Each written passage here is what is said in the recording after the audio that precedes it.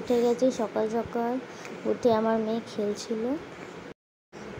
তারপর বর বানিয়েছিল ছাতু। আমি পুকুর রান্না বসিয়ে দিয়েছিলাম আর ওর জন্য করছিলাম ম্যাগি।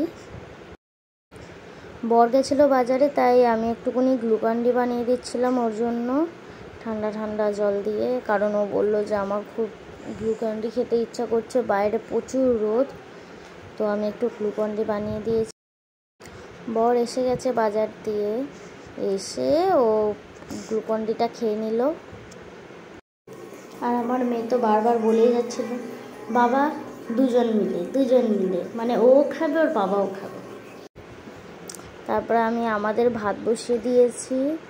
এই জেপ্টো দিয়ে অর্ডার করেছিলাম আম, তো আম ডাল করছিলাম আর পটল ভাজা করব।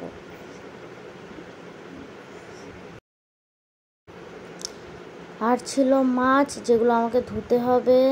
বর যেহেতু বাড়িতে, ওই জন্য ও আজকে কাপড় কাচবে। সব কাজবাজ হয়ে গেছিলো। তারপরে আকাশ থেকে বলেছিলাম ভাতটা বাড়তে, তো ভাত বাড়ছিল, আমার মেয়ে খেলছিল। আর আমরা একটু মুভি চালিয়েছিলাম।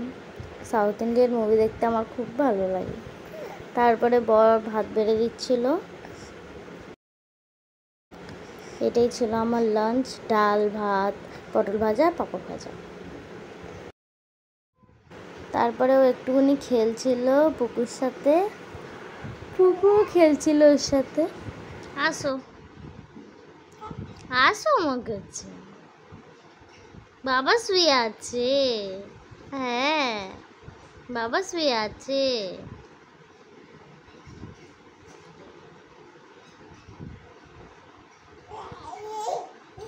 এসব করতে করতে আমরা ঘুমিয়ে পড়েছিলাম। বিকেলে সোনাইকে দুধ চকোস দিয়েছি আর পুকুর খাবার বানিয়েছিলাম। বোন স্যালারি পেয়েছিল, তাই আজকে আমাদের ট্রিট দিয়েছিল এই পকোড়া, ট্রায়াঙ্গেল আর চাউমিন।